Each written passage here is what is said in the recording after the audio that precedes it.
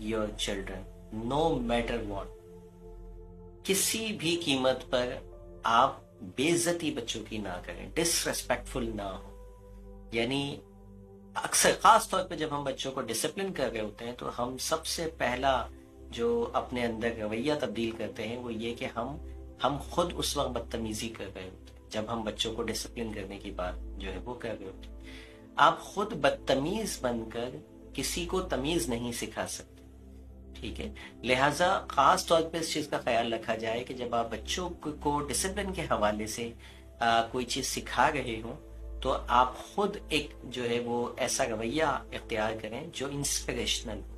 جس کو بچہ پسند بھی کرے، جس کو لوگ دیکھے تو ان کے لیے بھی انسپریشنل ہو کہ ہاں یہ ایک انسپریشن مجھے اپنے والدین سے ملتی.